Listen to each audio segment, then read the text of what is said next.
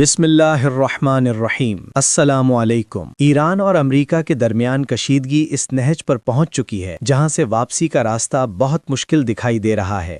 حالات اس قدر سنگین ہو چکے ہیں کہ امریکی فوج کو وہ مناظر خود جاری کرنے پڑ رہے ہیں جو اس وقت آپ کی اسکرین پر چل رہے ہیں۔ یہ کوئی معمولی پیش رفت نہیں بلکہ ایک واضح اشارہ ہے کہ معاملات خطرناک موڑ لے چکے ہیں۔ عمان میں ہونے والے مذاکرات میں شریک 3 اہم شخصیات سٹیو وٹکاف، جیرڈ کشنر اور سینٹ کام کے چیف بریڈ کوپر اب امریکی ایئر کرافٹ کیریئر پر موجود ہیں۔ یہی وہ افراد تھے جو ایران کے ساتھ بات چیت کے عمل میں شامل تھے اور جن کے ہاتھ میں سفارتی فیصلوں کی باغ ڈور تھی۔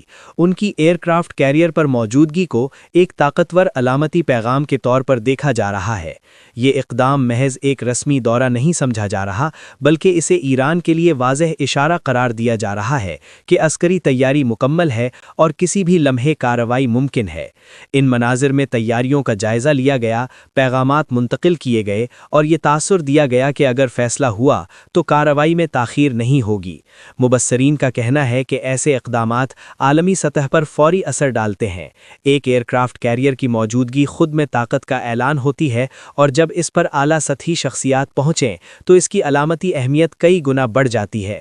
یہی وجہ ہے کہ ان تصاویر اور ویڈیوز نے عالمی سطح پر تشویش کو بڑھا دیا ہے۔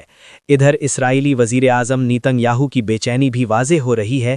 اطلاعات کے مطابق وہ ڈونلڈ ٹرمپ سے ملاقات میں سخت موقف اختیار کرنے جا رہے ہیں۔ ان کا موقف یہ ہے کہ مذاکرات ایران کو روکنے میں مؤثر ثابت نہیں ہوں گے، اس لیے سخت شرائط ناگزیر ہیں۔ رپورٹس کے مطابق اسرائیل کی جانب سے جو مطالبات سامنے لائے جا رہے ہیں، ان میں ایران کے نیوکلیئر پروگرام کو مکمل طور پر صفر پر لانے، افزودہ یورینیم کے خاتمے اور میزائل پروگرام کی حد 300 کلومیٹر تک محدود کرنے جیسے نکات شامل ہیں، تاکہ اسرائیل براہ راست خطرے سے باہر رہے۔ اس کے علاوہ حزب اللہ، حماس، یمن اور عراق میں موجود گروہوں سے ایران کے روابط ختم کرنے کا مطالبہ بھی زیر بحث ہے۔ یہ بھی کہا جا رہا ہے کہ ان شرائط کی نگرانی اور عمل درآمد کے لیے سخت بین الاقوامی نگرانی کا نظام قائم کرنے کی بات کی جا رہی ہے۔ دباؤ اس قدر بڑھایا جا رہا ہے کہ اگر کسی شرط میں نرمی ہوئی تو سیاسی نتائج بھی سامنے آ سکتے ہیں۔ ساتھ ہی امریکہ کی داخلی سیاست میں بھی تناؤ محسوس کیا جا رہا ہے۔ بعض حلقوں کا کہنا ہے کہ مختلف سکینڈلز اور سیاسی معاملات کو بطور دباؤ استعمال کیا جا سکتا ہے تاکہ فیصلہ سازی پر اثر ڈالا جائے۔ یہ تمام عوامل مل کر صورتحال کو اور پیچیدہ بنا رہے ہیں۔ اس وقت سب سے بڑا سوال یہی ہے کہ آیا سفارتکاری کوئی راستہ نکال پائے گی یا معاملات واقعی تصادم کی طرف بڑھیں گے؟ دنیا بھر کی نظریں اس کشمکش پر جمی ہوئی ہیں کیونکہ اس کے اثرات صرف ایک خطے تک محدود نہیں رہیں گے۔ یہ تاثر دیا جا رہا ہے کہ ٹرمپ کا پلان یہ ہے کہ پہلے ایران کی معیشت کو اس حد تک دباؤ میں لایا جائے کہ نظام خود ہل جائے اور پھر اگر ضرورت پڑے تو آخری مرحلے میں اسٹرائک کی جائے، یعنی پہلے اقتصادی گھٹن پھر عسکری قدم۔ لیکن اس کے ساتھ ہی دوسرا منظرنامہ بھی تیزی سے بنتا دکھائی دے رہا ہے۔ نیتن یاہو امریکہ جا رہے ہیں اور یہ کوئی روٹین وزٹ نہیں سمجھا جا رہا۔ کہا جا رہا ہے کہ وہ ٹرمپ پر دباؤ ڈالنے، سخت موقف اختیار کرنے اور واضح پیغام دینے جا رہے ہیں کہ اب مزید انتظار قابل قبول نہیں۔ یہ بھی امکان ظاہر کیا جا رہا ہے کہ وہ ٹرمپ سے صاف الفاظ میں کہیں گے کہ یہی وقت ہے کارروائی کا، ورنہ حالات ہاتھ سے نکل جائیں گے۔ یہاں تک کہ بعض حلقوں کا خیال ہے کہ ان کی روانگی سے پہلے بھی کوئی قدم اٹھایا جا سکتا ہے۔ ٹرمپ کے لیے یہ لمحہ انتہائی نازک ہو سکتا ہے۔ ایک طرف دباؤ، دوسری طرف نتائج کا خوف۔ اگر وہ براہ راست حملہ کرتے ہیں تو اس کے اثرات امریکہ پر بھی پڑ سکتے ہیں۔ اسی لیے یہ تاثر بھی موجود ہے کہ وہ ایران کے اندرونی حالات کو اس نہج پر لے جانا چاہتے ہیں جہاں عوامی دباؤ خود نظام کو کمزور کر دے اور انہیں براہ راست اسٹرائک کی ضرورت ہی نہ پڑے۔ ادھر برطانیہ کی سرگرمیوں نے بھی صورتحال کو مزید پیچیدہ بنا دیا ہے۔ رپورٹس کے مطابق برطانوی F-35 طیارے قبرص پہنچ چکے ہیں، وہی مقام جہاں اسرائیل کی عسکری موجودگی بھی ہے۔ اگر حالات بگڑتے ہیں تو امریکہ، برطانیہ اور اسرائیل ایک مشترکہ محاذ کی صورت اختیار کر سکتے ہیں۔ 3 ایٹمی طاقتوں کا ایک ساتھ متحرک ہونا خود اس بحران کی شدت کو ظاہر کرتا ہے۔ اسرائیل کی جانب سے الزام عائد کیا گیا ہے کہ چین ایران کی مکمل پشت پناہی کر رہا ہے، ٹیکنالوجی فراہم کی گئی ہے، بیلسٹک پروگرام کو جدید بنایا گیا ہے اور میزائل سسٹم کی مرمت کے بعد پیداوار تیز ہو چکی ہے۔ اگر یہ دعوے درست مان لیے جائیں تو طاقت کا توازن مزید پیچیدہ ہو جاتا ہے۔ اسی دوران ٹرمپ کی جانب سے ایگزیکٹو آرڈر پر دستخط کی خبر بھی سامنے آئی ہے۔ سوال یہ ہے کہ کیا ان ممالک کو بھی نشانہ بنایا جائے گا جو ایران سے تجارت یا تیل کی خریداری میں ملوث ہیں؟ ایران کا تیل دنیا کے مختلف حصوں تک جاتا ہے اور پابندیوں کا دائرہ اگر وسیع ہوا تو کئی خطے متاثر ہو سکتے ہیں۔ نیتن یاہو کا موقف واضح بتایا جا رہا ہے، انہیں فوری کارروائی درکار ہے۔ ان کے مطابق مزید تاخیر خطرناک ہو سکتی ہے۔ امریکہ شاید اس سطح کے سخت رد عمل کی توقع نہیں کر رہا تھا جو ایران کی جانب سے سامنے آیا۔ مذاکراتی ٹیم عمان سے واپس آ چکی ہے، وہاں بالواسطہ بات چیت ہوئی، شرائط رکھی گئیں، لیکن ایران نے واضح کر دیا کہ وہ اپنے پروگرام سے پیچھے نہیں ہٹے گا۔ اس کے بعد امریکی بحری بیڑوں کی روانگی اور برطانوی طیاروں کی تعیناتی نے ماحول کو اور کشیدہ بنا دیا ہے۔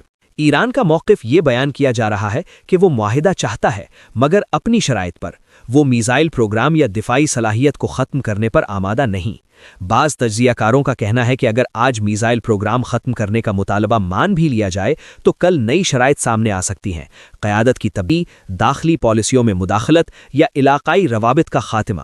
یوں مطالبات کا دائرہ بڑھتا ہی چلا جائے گا۔ یہی اس وقت کی اصل کشمکش ہے، ایک طرف دباؤ، دوسری طرف مزاحمت، ایک طرف اقتصادی پابندیاں اور عسکری تیاری، دوسری طرف شرائط پر ڈیل کی خواہش مگر خود مختاری پر سمجھوتا نہ کرنے کا اعلان۔ حالات کس طرف جائیں گے یہ آنے والا وقت بتائے گا، مگر اتنا واضح ہے کہ خطہ ایک انتہائی حساس مرحلے میں داخل ہو چکا ہے جہاں ہر قدم کے اثرات عالمی سطح پر محسوس ہوں گے۔ اب ذرا اس مرحلے کو ترتیب سے سمجھ لیجیے۔ عمان میں ہونے والی بالواسطہ بات چیت ختم ہوئی، مذاکراتی ٹیم وہاں سے نکلی اور واپس جا کر ٹرمپ کو بریف کیا گیا کہ ایران اپنی پوزیشن سے پیچھے ہٹنے کو تیار نہیں۔ پہلے جو شرائط رکھی گئی تھیں وہی دہرا دی گئیں، حتیٰ کہ سینٹ کام کے چیف کی موجودگی پر بھی ایران نے اعتراض کیا تھا، لیکن وہ بھی مذاکراتی عمل کا حصہ بنے رہے۔ یوں ایک بار پھر عسکری پہلو سویلین مذاکرات کے ساتھ جڑ گیا۔ ایران کا موقف واضح بتایا جا رہا ہے، آپ جو چاہیں کر لیں، ہم اپنے پروگرام سے دستبردار نہیں ہوں گے۔